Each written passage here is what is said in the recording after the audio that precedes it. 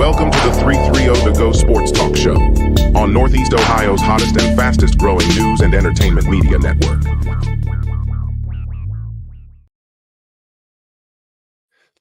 Good morning, everybody. Thursday, the 11th. A lot going on in the sports world, to say the least. Where do you start? I know when I left off on Tuesday, I said we're going to jump right into the Browns, and we will get there, but there's an awful lot going on. Before we get in and jump into some high school scores and scores that took place in the other range of sports, like, share, comment, subscribe. You guys know the routine. Please do it. Go in there. Also, I probably should edit that bottom. Click comments. Who cares? That's the whole. That's gonna be the new catchphrase for a while until we move away from it. With that being said, let's check out some scores that took place last night. Obviously, we got the Browns and the Texans heading this Saturday, 4:30. Men's basketball, Wisconsin catches one over the Buckeyes last night, 71-60. Youngstown State, 93 over Purdue, Fort Wayne, 85. Northwestern, 76. Penn State, 72. UConn edges out Xavier, 80-75. Miami of Ohio, 86. Buffalo, 65. Texas, 74 over Cincinnati Bearcats, 73. Bowling Green, 83. Ohio, 78. Toledo, 89-75. Akron, your Zips catch over the 80-76. They pick up a big win. I was trying to keep up with that ticker, but even my ADHD won't allow me to go that fast. So boys basketball, the real important stuff for high school. Coventry edges out Rootstown 67-39. Jackson 80 over McKinley with 72. Green picks up a big win 61. Even though that says Glen Oak 61, that is not correct. Green did win that. Hoover 46 over Perry 43. Strongsville beats out a tough Medina team 72-64. Manchester Panthers 60 over Tuslaw 45. Buckeye 55. Valley Forge 48. East beats North 65-44. And Garfield edges out Ellett 63-50. Had a few more games coming in there. I didn't catch those. Girls high school basketball. Norton 57 over Cloverleaf 39. Field 56, Ravenna 26. St. V edges out Gilmore 37-30. And then you can see top news. We got Saban's retiring, Belichick's parting ways, and Vrabel and Carrol are moving on from head coaching roles. We will get to that in time. I'm going to leave that ticker up there. You guys keep checking it out. So I want to jump off in high school. We mentioned the other day, CBCA's rolling. We talked about rankings. They were sitting at 7. Well, there's a new ranking that came out, and it is the RPI ranking. All right, so I had to look up exactly what this is. So it's Max Prep, and it is a rating percentage index, okay? So that $10 word, that phrase or whatever, really what that means is they take, obviously, the wins and the losses of the team, but then they take the opponent's win percentage and the opponent's win percentage, calculate that all together, and you got this new ranking system. So OHSAA just adopted this like last fall. So it's rather new, but all these rankings that we were excited about, a few teams we mentioned, I think that we got to give a shout out. I was going to put the list together and pop it up on here. I've noticed when I put that up on the screen, it's a little hard for everybody to see. So I'm going to go ahead and read it off with just some notables. Division I. Who do we think the number one team is? I mentioned on Tuesday, St. Ignatius up north in Cuyahoga County was it, but it's our very own, 330 Louisville. Louisville is the number one ranked team per RPI rankings in Division I. Ignatius comes in too, so that list starts. But notable ones from around the area. Massillon, number 6. Glen Oak is number 10. Barberton, there it is. We mentioned them the other day. Barberton is sitting at 11. Dover sitting at 13. Green at 14. Hudson, 15. Stowe's at 16. Jackson, down there in Canton, they are at 17. McKinley wraps up the top 20 at 19. So out of Division I, very heavily represented. Sitting outside of that, a few notables: St. V. Hoban, Walsh is outside there. Garfield. Akron Garfield's having a nice little year so far. We it's tough to be able to pay attention to everybody, but 7-3 for Garfield, doing some real nice things. Kent Roosevelt, Aurora, few to wrap up that. Moving over to Division 2. The number one team leading out of that is Lutheran West, which is up north as well. But CVCA slides into number 2 in the RPI rankings. Followed in behind Ursuline at 4, Canfield at 5, Poland Seminary at 6. West Branch, they wrap it up at in the top 10, along with Northwest, both respectively at 8 and 9. Norton is in at 10. And then also scrolling down, we have Buchtel at 16. Coventry is in at 22, and Canton South is 24. So that wraps up the top 25 for those as well in the Division 2. Moving over to Division 3, we got Cardinal Mooning in at 3. Canton Central Catholic at 6. South Range at 9. Southeast, which is out in Ravenna, they're sitting in at the 11th spot. Manchester Panthers at number 19. Waterloo at 20.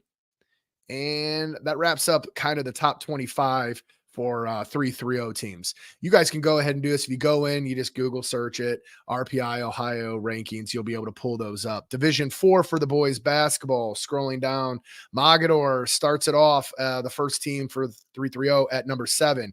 East Kent picks up at number 8. Dalton is in at 19. And Medina Christian Academy, we got to remember that's they don't have a football team, but they do have a basketball team. So let's give them a little bit of love. Division 1, Archbishop Hoban girls, ranked number 1. The Lady Knights are getting it going for sure, 10-1. Wrapping up in the top 5, Lake out of Uniontown. They are sitting at the 5 spot. Jackson is in at 9. Stowe girls is at an 11. Louisville got a heck of a basketball program going on there across the board between the boys and girls because they're sitting at the 12 spot. Medina's 14, Wadsworth 15, Maslin 17. Scrolling down, Green Bulldogs. They've had a real nice week, boys and girls. I actually caught there was a young lady out there at Green, and she set the record for steals, and then I believe she set the record for rebounds. So that I have to get that name, and I apologize. It just kind of dawned on me because I remember seeing it. I will make sure I get that name. If anybody knows it in the comments, please share. Would love to make sure that I don't butcher the name. And Mike Voorhees is already obviously. Mike, you should have called in because I'm going to get there, man. I appreciate it. Mike didn't even let me segue it. And then we had Highland wrapping up 25 in Division 1 for the ladies. Division 2, St. Vincent St. Mary with Coach Whitney sitting on top. They've had a real nice week as well. They just edged out, as I had said on here earlier, the Gilmore team, 37-30. Copley's in at 3. West Branch is in at 5. Streetsboro 7. Cuyahoga Valley Christian Academy. I think we're starting to see some basketball factories here, ladies and gentlemen, if we're noticing the trend. They're sitting in at 9. Aurora's in at 12. Norton in at 16. Canton South 17. Canfield 18. Talmadge 19. Youngstown Ursuline at 21. Field at 23. That wraps up your Division 1. Or I'm sorry, Division 2. Division 3. Chippewa Chips. Ladies, you are number 4. Rootstown is in at 6. Scrolling through, Tuslaw is with us. 17. They're at 17. Poland Seminary 21. 22 is Norwayne. 23 is Southeast. Making sure that I didn't miss anybody. That wraps up that. In Division 4, scrolling through, I apologize. I am looking off to the side, so the eye contact has been very poor this morning with you engaged viewers. Number 10, Mogador. They started off there in the Division 4. Canton Central Catholic is in at 12. Dalton is in at 16. East Canton is in at 20. Aquinas is in at 24.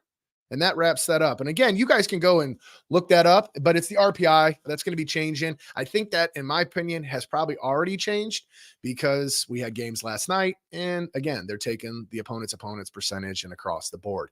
So with that being said, but as Mike had mentioned, shout outs with the high school. Coach Kinsley, 400 wins at Green. Remarkable accomplishment.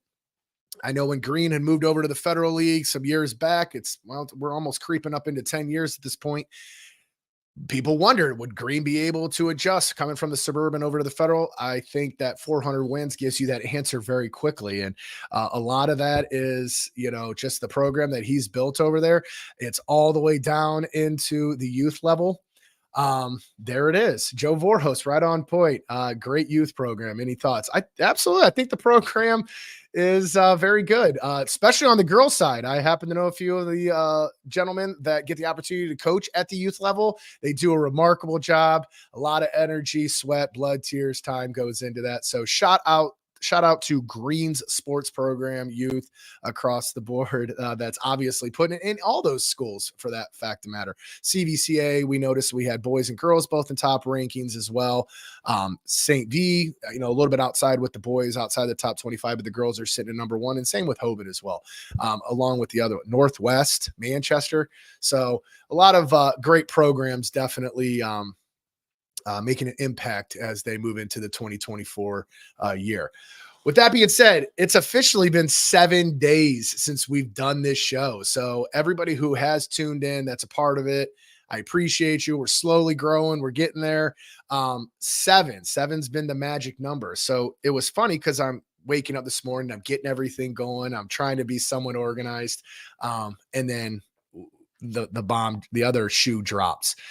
2 titans of coaching, Nick Saban and Bill Belichick. I thought it was coincidental. 17 years, 24 years, 7 years apart. Then I start looking at the correlation between the two. Both coach for the Browns, which we can go back to just whining and crying and understanding what we had. And then when it all left and moved over a little bit east towards Baltimore, we lost all that. So Coach Belichick has compiled a 324 wins and 157 losses and 6 Super Bowls. Wow. That's wow. I'm not going to do any justice except for, just the greatest. Jealous. I always wanted him to be our coach. Even after the Browns had came back, I always felt like he was obviously a part of Cleveland. The controversy of Testaverde, but nevertheless, remarkable run at New England. Is he done? I don't know. They made a couple of good points. He's pushing towards the win category, is setting the record there. So why wouldn't he continue to coach? And I think that's going to be the case. He's got it. I just don't see him walking away, but maybe he does. And then the counterpart, the other juggernaut at the collegiate level, Nick Saban says, give me my golf clubs. I'm going into retirement. And that man compiled a 292 wins, 71 losses, and 1 tie with 7 national championships. Would have never happened, would have never had that career had he not got his start with Kent State back in 1973. That's where he started. And then he obviously moved over to the Browns from 91 to 94. So 2 coaches that have set precedent across the board. I can't say enough. There's so much you can, Saban with how he dominated the SEC. My goodness, we're getting old. We're getting old when these guys start retiring. They start dropping. It made me feel old because you grew up idolizing these guys and just wishing that they would take over your program or be a part of it. And you hated when you played against them because you knew they were going to scheme so well and they were just going to make it a nightmare for your team. Saban starting in Kent State, Bill Belichick getting that first $25 an hour paid job with the Baltimore Colts. Yes, Joe, as in Ohio State. Yes, Joe. Yeah, here. Do you want that, bud? Can you see? We'll even put that up there for you. I'll take a sip for you.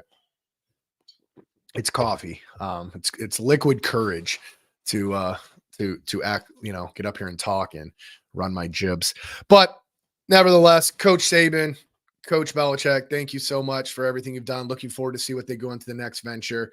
Meant to say Saban to OSU. Oh, look at Joe stirring the pot over here. So Joe mentions that could Saban go to Ohio State? I would take him in a heartbeat. That leads me to even tell you another guy that I would take, and that would be the coaching carousel in the NFL that's taken on.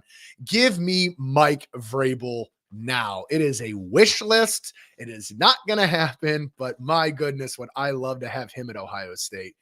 I cannot believe that the Titans let him go. But when you really look at that, take a step back, I think Tennessee had told that whole organization, we're blowing this thing up in about 2-3 weeks.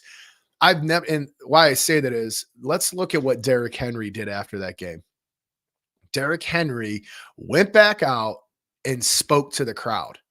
He gave a farewell speech. The only thing that was missing was them raising his banner or retiring his jersey. It felt so much like that. I've never seen, at least publicized and put up into the media for us to see, a player do that. He knows he's out of there. He didn't even wait to get in the offseason and start the controversy. Are they going to sign him? Are they going to re-sign him? Are they going to cut him? What are they going to do? He just walked out. Hey, Tennessee, thank you so much. I appreciate everything. And the most thing that I thought was very impressive about that young man is he walked around and thanked all the staff at Tennessee. Wow. So the speculation's on there. Where's he going? One, I mean, you would have thought New England, but who knows? Because New England kind of seems like they're going to be in rebuild mode potentially. Or does Vrabel go to New England and Henry follows? So if you watch that video, Derrick Henry walked up that tunnel, and guess who was up there waiting for him? Mike Vrabel. That's kind of coach he is. That's the kind of guy. He's a Walsh warrior. I mean, that's the type of guys that they breed out there. But nevertheless, with any joking around all sides, the NFL. This blew my mind. The past 11 years, every year there's 5 new coaches. 5 new coaches for the past 11 years. Every year there's openings. That is mind-boggling when you really honestly think about it. That's how much this overturn in the NFL happens. You're not producing. You're not doing well. You're out. Pete Carroll. Hey, bud, we appreciate you. Move on up to I don't know, a GM, or he's just going to be somewhere like a liaison. Basically, that's code for we're not paid. We have to pay you. Okay. And we just don't want you to coach. So they want to move on. The Geno Smith era is probably what I would think would be done after next season. And everything kind of went south if you look at the timeline for Seattle when Russell Wilson left. So you've got the Commanders, which we know Rivera was gone. That was Falcons, Arthur Smith, still mad about. Jameis Winston, which was shenanigans. Let's be honest. Throw the red flag, challenge flag, completely wrong. Shouldn't have lined up in victory formation and then ran the ball in. So Falcons, new coach. Chargers, new coach. Raiders, they should definitely sign Pierce. I like him an awful lot. He reminds me of when Dan Campbell got his run a few years back as interim coach. They didn't give him the gig, and now look what Dan Campbell's done with Detroit. The Titans, obviously, Vrabel's gone. Panthers, yeah, they're shambles. That place is in shambles. And Seahawks, and now New England. So we were at 7, now we're at 8, and the carousel's on, and the speculation's on, and where everybody's going. And then we throw in Mike Tomlin is just talking about he might step away. So he's in the middle of a playoff chase, and he's already talking like, I don't think we're even going to get out of the first round. So I might as well start talking. Pittsburgh, this is typical Pittsburgh. They're not in the limelight, and we got to find a way to put them up in there. They're not. They're going to get beat this weekend. Okay. So with that being said, the rumors will start swirling. Monday, we thought that was going to be the day of reckoning for NFL coaches. It was the shoe just keeps dropping. I don't really know anything else that would shock me for the rest of the week, but here we are. So with that being said, NFL weekend preview. I'm going to throw it up here real quick. So Little tough to see, but we got super wild card weekend. Browns, the number 5 seed in the playoffs, taking on the 4-seeded Texans at 4:30. Got some stats there. I'm gonna jump back to that in a moment. But Dolphins taking on the Chiefs, 8:00 Saturday night. Very interesting game, to say the least. I'm sure it'll be highly anticipated. A lot of people will tune in just because they think that it's going to be a high-scoring game. I don't necessarily know if that's going to be the case. I think Kansas City's offense is a little disrupted right now. The Taylor Swift CD is on repeat in the locker room, and I think that it's taking its toll. It was fun to watch there for a while, and not so much. But ratings are ratings, and the NFL loves those. But the Dolphins are traveling over there. Both teams, if you'd have talked probably back by week 4 or 5 of the NFL season, you'd have thought that these would be the AFC Championship. So this week, Mahomes has came out. He's made a couple of comments. They're trying to find a way to right the ship. But you're in the playoffs, so it really doesn't matter. So everything from prior during the regular season, throw it out the window. Playoffs are playoffs, right? So if I have to pick on that one so that we can come back and mock how bad my picks are, I'm going to take – I like it being at Kansas City. I think the home team there, but it is what it is. Oh, there it is. Supposed to be brutally cold in Kansas City. Kansas City never won a football game where the game temperature was 40 degrees or below. Kansas City hasn't, or Miami? I would think Miami, because it's warm in Miami, so they probably are not used to cold. So I'm going to take Kansas City. Maybe Mike's just backing it up. I like that. And while he's Miami, perfect. All right, good. See, context clues. I figured that out. Warm, Miami. Not Kansas City, 40 degrees. All right, Steelers going over to take on the Bills, probably one of the hottest teams in the NFL outside of our Cleveland Browns. I'm definitely going to take the Bills in this one. I even think MGM's caught that up tonight. No TJ Watt. That hurts. That hurts drastically for the Steelers. Packers traveling over to Jerry's World at 4:30 on Sunday. So Packers, we'll see what Jordan Love's able to put together. Cowboys have been playing some really good football the last few weeks. I think they put together enough to be able to get out of that first round, and we'll see where they match up in that second. This Rams-Lions game going off at 8:00 on Sunday. The Lions are like the darlings of the NFC. They're just, a few years removed from putting up an offer. And here they are sitting at the 3 seed, taking on the Rams. But McVay has done a nice job with that Rams offense. Obviously, Puka Nacua has emerged. I don't think anybody really, he was within the top 15 at receiver, but nobody really saw, I think, the impact that he'd have, especially coming out of BYU. But credit to them. If I have to on that one, which I do because I said that, so I don't know why I just said if I have to. Just talking gibberish. Man, I want to take the Lions. I'm going to take the Rams. All right, Rams. I'm going to take the Rams in that game. So Mike says, yeah, good point, Mike. See? Should have called in, Mike. You got a lot to offer, bud. Uh-oh. Oh, my Lord. Here we go. First caller ever. Could have called this one. Mr. Hank, how are we doing? How are you, bud? We talking Cleveland Browns football yet? I was just wrapping up with the Eagles Buccaneers heading off on Monday, where Baker is going to possibly run the show against a broken Eagle wing. But I'm taking the Eagles. Back to the Browns is where I was going to finish it up with, and I'm glad you jumped in. You see that line up there? Yeah. So what a week we've got ahead of us. What a weekend. What a weekend we've got ahead of us. Tell me about it, please. First of all, to the two coaches, I want to squash this right now. Like, let's just put a pin in this and end the discussion. Ooh, okay. Just popping the balloon. We don't need Saban and we don't need Belichick as a Browns coach. No, those ships have passed. We've got our guy. We've got our guy for a long time to come. And if you look at these other NFL franchises, the ones that are in question that you brought up, you got Pete Carroll. How long was he in Seattle? 14 years? Yes. Yeah. It's sustained excellence. 14 years. You got Belichick, who had 20 whatever years of sustained excellence. You got Saban for 17 years of sustained excellence. When you get your guy, you hang on to your guy, and then you let him cook, right? Yeah. Yes. Because the last thing you want to do is continue that carousel, which is what the Browns have been in that spin cycle now since they came back.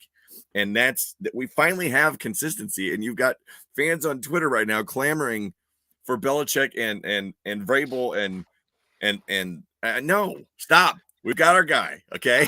Yeah. Oh, well, you're that sold on Stefanski, right? Can you see the coaching job that he has done this year? And it's not even this year. It's sustained now for 4 years. I mean, that playoff year of 2020. If we don't go through the crazy, wacky quarterback situation injuries that we've had in the last 2 seasons, I mean, think about what we've been through the last 2 seasons. I like what he's done from the injury standpoint. You can't argue any of that. That goes without being said.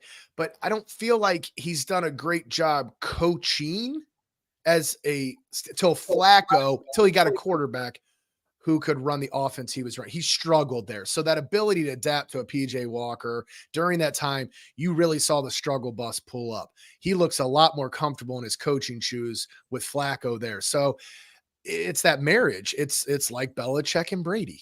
You know, I'm not saying Flacco and Stefanski's that, but I think that goes a long way. This team is dialed in, and that is due to coaching. And when I say dialed in, they play for each other. I called 92.3 The Fan back.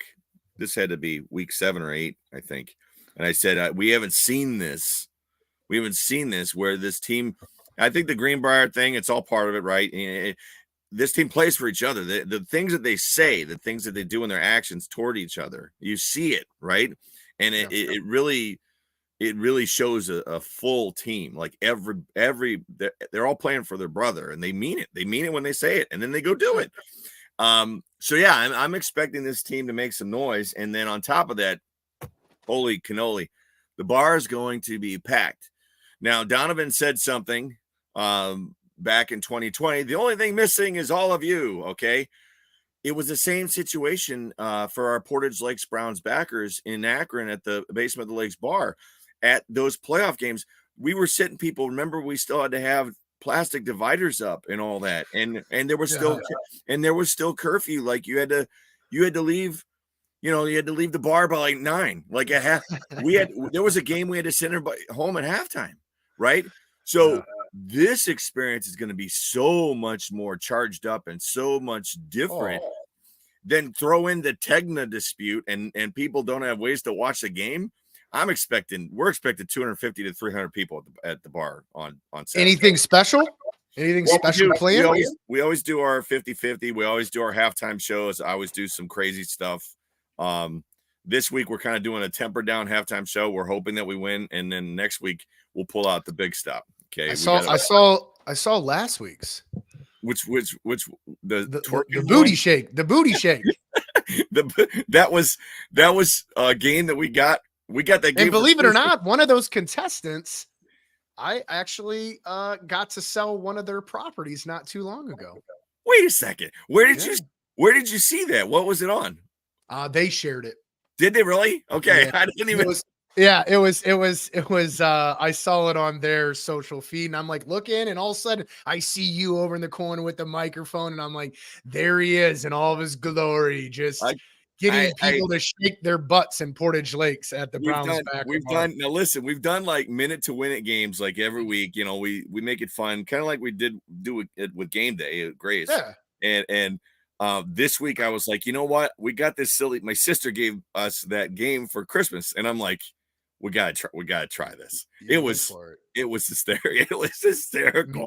Minute to win it games. So the one lady was getting so tired. She's shaking and doing all this, and she's getting, she's 30 seconds, and I'm like, just keep going. Yeah, one more ball. The trip was to Vegas, correct? Every weekend we gave away Vegas tickets. It was overnight accommodations. So you got 2 nights. So you just had to get out there. You had to buy your own plane ticket, and you had to buy your own food. But the winner of every halftime show won 2 Vegas overnight casino stay. Yeah. Wow. Yeah, we did it. Get it every week. So what's the score prediction do you have for the Browns? I know you have them winning. So with CJ Stroud coming to the helm this week, Ohio State boy, we've obviously followed him. So it's kind of like that little bit. If you did have a split decision, you want him to do well, but you obviously want the Browns to win. With that being said, where are you thinking? What are you thinking for score? Can the defense rattle him early is the question. Okay. Yep. And I mean, right now, if you're looking at the way they're trending, you got Ogbo, who's planning on playing now. He's coming back. You got Delpit's coming off the list. Delpit's going to be back in the lineup. You got Juan Thornhill. He's still dealing with that calf injury, but he's going to be back in the lineup. So really the Browns defense, who has been an absolute juggernaut, is now becoming healthy right at the exact moment they need to become healthy. Okay. So if they can rattle him early, if the key is, if they can get pressure with 4 and not have to worry about blitzing, I think they'll rattle him early. I see it being into like Browns win like 31-24 kind of range. Ooh, that's high. They can't stop our offense. If Joe's on and they're playing indoor, I mean, he's an old man. He's loving it, man. All these teams are going to be playing in sub-zero temperatures, and he's going to be just chilling in a dome, okay? And then you got Cooper coming back. You got a lot – Moore's back.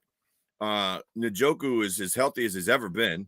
And then, I know Strong was banged up, but, I mean, this is where I expect them – they're going to use Kareem as a battering ram, and we're going to see angry Kareem running this weekend. And then on top of that, get Ford out in the space. So those bubble screens – I mean, you see the kid's got a burst. It's not quite to the level of Chubb, but he's really done a nice job over the last month. Oh, absolutely. Yeah. And then on top of that, I mean, Cooper's coming off that record performance. I don't think that he'll repeat that, but I expect Flacco to spin that ball in other directions this time. And you're talking another 300 to 400 yard game. Yeah, they're going to put up some points. And I think our kicker will be solid. Because he's in a dome. Okay. That's the only thing with you saying it's a high scoring game. When I play that scenario in my head, I need a kicker. And I don't necessarily know, but you just made a great point. We're kicking indoors. So that's going to give us the time to get to the following week where hopefully Hopkins is back, because if it plays out that way it's supposed to by chalk, wouldn't we be in Baltimore next week? Well, I initially said that, but then somebody said, no, they reseed them after the first week. Baltimore will get the lowest seed. Well, then that would be Buffalo. If Buffalo wins. Then the Browns would end up playing the Chiefs or the Dolphins, right? Dolphins.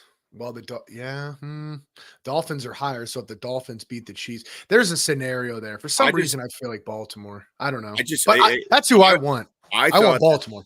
I don't want to play. I don't want any part of the Bills. No, I'll see him in the AFC Championship. Yeah. No, I don't want any part of the Bills right now. If the Bills and the Browns line up in the second round, I've said it multiple times. They're the two hottest teams. Yeah, in the AFC. That'd be a travesty. Having them play for the AFC, that would be pretty awesome. Oh, it would be amazing. But see, I don't know if they would get I don't know. We have to figure that out. I'm just ready for Steelers talk to be. I'm ready for Steelers talk to be over. Done. It's over after this week. I prefer to not hear about them for 8 months. Exactly. We're not allowed to talk about when Tomlin steps down. Except for when Tomlin steps down. Yeah. Well, we'll bring that up. Make that a big episode. That'll be a whole episode on its own about Mike Tom. You know what, though? That guy, as much as I dislike Steelers, he's a quality kind of coach. I really got to respect. You do respect him. His demeanor. He's the reason. Now, mind you, they had been for most of his run, and I get that. But they never freaking they don't lose. They won't go away. You just want a season where they just go away, and they refuse to just go away. They helped make history this year along with the Bengals, where our whole AFC North has a winning percentage, and it just shows you how difficult it is. And it figures the year that the Browns have some success, we got to deal with that uphill climb through that Mount Everest moment. I mean, and the arguments are just getting so tired. They're getting worse and worse. Check out the rings on our fingers. Dude, we got 8 championships. We had trophies. Yeah. Okay. Yeah. Well, defensive player of the year, Watt, Garrett, blah, blah, blah. We're going to have the coach of the year. We're going to have the coach of the year, and we're going to celebrate. And comeback player of the year Mason Rudolph should be. You think it's and Flacco? Flacco should be comeback player of the year, but he should be. Yeah. But I mean, he's not going to. It'll be Hamlin. It'll be Hamlin. That's bad. Yeah. I put that future bet in back in week 2. All right. I should come clean with you right now. Okay? Oh boy. So I had an extra, you sign up for DraftKings and all that or whatever, and they give you the free bets, right? Yeah. So I had one extra free bet, and I put it up on Twitter. I'm like, who should I got $25. This was back in middle of the Guardians season. I said, who should I put this on? Should I put it on the Browns, the Guardians, Cavs? What do you? And people votes are coming in, and I chickened out and I put it on the Browns. And again, this is hold on. This is when Watson's quarterback, Chubb's running the ball, right? So I bet $25 on the Browns to win the Super Bowl. And at the time, it paid out $900. That bet is now up to $2,800 or something. Oh, really? Because now my bet's locked in. But I mean because the odds changed so drastically when Watson and Chubb went out, and people started hammering that bet, and I still think your odds were better then, even with Watson and Chubb early in the season as they are now, because we know we made the playoffs. No. Right? I'm talking mid-season, like when all the injuries happened, then people started betting, and the odds changed significantly. And I'm like, I'm going, but here I am. Here I'm sitting there. I'm like, hey, this exciting conversation. It's going to be a fun week. What time does all the festivities start on Sunday for you guys? I think that she's going to do a tailgate. Or Saturday. I'm sorry. I apologize. It's hard because we have, let me look real quick. Let's see what she's put up. Typically on a day like that, they'll do like a little tailgate where they have like music during the day and kind of stuff. All right. Let's see what we got. It's Browns playoff week and Philly day. All right, here we go. Let's give Bengals tickets 3 to go. Queen of Hearts. We do that Queen of Hearts. The Queen of Hearts pots up to around 3,000 now. Ooh. For that. So that's where you pick the card and gotta try and test. Okay. 50-50 mystery game. She was gonna do music. I don't know if she is right now, but usually we'll start off everything about 3:00. I'll start announcements about 45 minutes before the game. It's rocking. We have 2 backer groups that go there, the Browns backers and the Kent backers, and the Kent have all shifted over to being Browns backers, but we've got a caller. So I have guys that are in the crowd that will help us do the barks and all that kind of stuff, like the Here We Go Brownies and everything. So it's pretty rough. You've planted seeds. Oh yeah. We know, and I introduce them, and people know. The point is they get it going. Yeah, you have to do that. It's an environment. Everyone that goes has a good time, and everyone behaves themselves. Drink wise, people are pretty calm. We don't get any stupid stuff. If we can keep the energy that we had 2 weeks ago on that Thursday night and it rolls in, I'm very interested to see what Houston looks like. I'm not going to lie. I looked up flights. They were $625. Yeah. I was debating it. It's a lot. What about a third? I'm guessing about a third of the crowd. That's what I'm hopeful for. We'll take over that stadium and be able to make it our own in Cleveland. I think we'll be victorious as well. I'm going to go with like a 24-10. Okay. I think the defense really is going to lock them in. And that's where that's what we've done all year. We're based off of the defense. So if our defense goes, Flacco manages the game. Like you said, you got Cooper playing possession, Elijah underneath. Njoku will be able to work those intermediate routes. I really like it. Just the offensive line stays healthy. That's the big thing. CJ just does not turn the ball over. So it'll be interesting to see if they can get him to make some mistakes. You haven't had Miles chasing him down. So we have Andy Myers has said that 27-13 Browns. We had a couple people also jump in here. Becky Symes and Jason Kyer. Appreciate you guys following in. And Kate Eastgate says January Joe. She might have just coined that. So we get out of this. She didn't coin that. That's come on. You didn't know that? That's been a known. I'm just trying to share the love, Hank. We all can't be superstars like you. We got to share a little love, bud. That's a Baltimore saying, and it's true though. I mean, we want a January Joe show up right now. I'm just trying to make him out. I'm full force on the Flacco trade now. It's playoffs. I bought a shirt. Tough. I bought a shirt. Did you really? That's mine. I got the Acme one that I showed. The $7 Acme. She says she definitely didn't coin. I was trying to give you some love, Katie. Come on. So, well, no, man, that's kind of where we were wrapped up. I had showed off this part right here. It was just kind of interesting. I think we've already said what we had, but on the little bit of time, Flacco's been 123 at 204 for 1,616 yards, 13 TDs, 8 interceptions. So he's split the difference. CJ, like you said, 319 for 499 attempts, 4,100 yards, 23 TDs, 5 interceptions. So that goes to your point, Hank. He does not turn the ball over with those interceptions. Singletary is going to be the big thing to be able to limit him down, but him and Jerome Ford are equivalent in my mind. They're the exact same player. Nico Collins and Amari Cooper are not. I'm taking Amari Cooper every day of the week. But that Texans wide receiving core has been so intermixed because they lost Tank Dell. They got Noah Brown. I want to say he's even questionable. So they might be kind of dinged up in the receiving core, which will limit Stroud down. But he has that ability to make his wide receivers better, which is something that special quarterbacks are able to do. So another tip to the cap to CJ Stroud. But Voros. Oh, there it is. Sorry, somebody had just messaged. Well, somebody else wants to call in, so I'm going to step out and get out of the way. Yeah, no, if they jump in, they jump in. We're running over a little bit. I think everyone's a little excited for the Browns. So yeah, no, I appreciate you calling in, Hank. As always, you and I have great conversation, and we got along. How about that? I don't think we disagreed once. I didn't bring up your baldness. Oh, see, there you are. You had to go back to it. You couldn't just have a moment. Look how tired I look, man. I've got the bags. I got the bags going. How bad is it? Yeah, it's been a long week. It's been a long week. Well, I appreciate you. Wait, time out. Did you see everything about bourbon yesterday?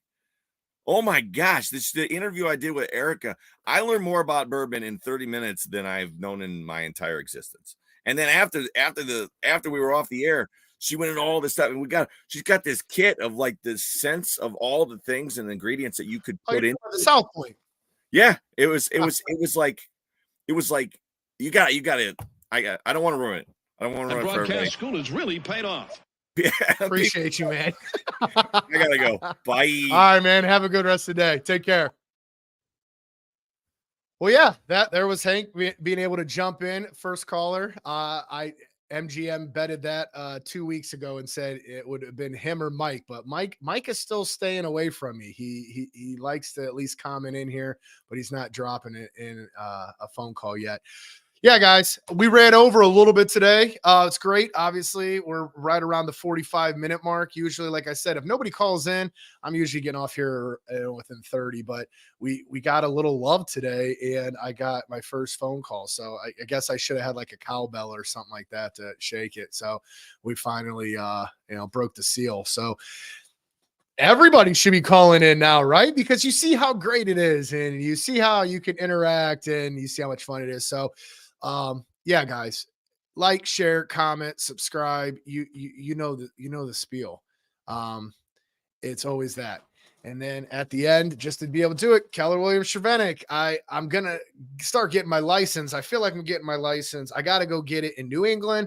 I gotta get it in Seattle. I gotta get it in Washington, Atlanta, San Diego. If I get those, I could help relocate all these coaches that have gotten next. So they're going to need realtors. Why would you need a realtor? Except you don't have to get fired as an NFL coach. You can just call me up and you can see what I can do for you. So if anything, call me up on here. Let's talk some sports. We don't got to talk real estate. Real estate's always there. If it's something you're interested in, feel free to give me a call. You guys know that number at the bottom right here, card up in the corner. It's also down in the descriptions as well. Yeah, guys, as always, I appreciate everybody who participates. and plays along. We'll be back again on Tuesday morning, 9 o'clock, discussing a Browns victory. So we're going to have a victory Tuesday. It's going to be such a great win. We're not just going to stop partying on Sunday and Monday. We're going to get after it here on Tuesday as well. So thank you, 330. Thank you, everybody who tuned in. I really appreciate it, as always. Coach Voros, relocate Vrabel to Columbus. Yes, no. We're going to bring him back here. He's going to come back home. He's going to take a little bit of a break. He's going to go back up, visit the Walsh Warriors, help out there, motivate. And that Coach Vrabel is going to take a break. And then, if anything, if I'm calling it right now, he's going to New England. I think that's what it is. So I appreciate all you guys. You guys are amazing. I will see you guys on Tuesday at 9 o'clock, bright and early. And like I said, hopefully with a Victory Tuesday celebration. So thanks again, guys. You have a great weekend. Stay safe, and appreciate you guys as always.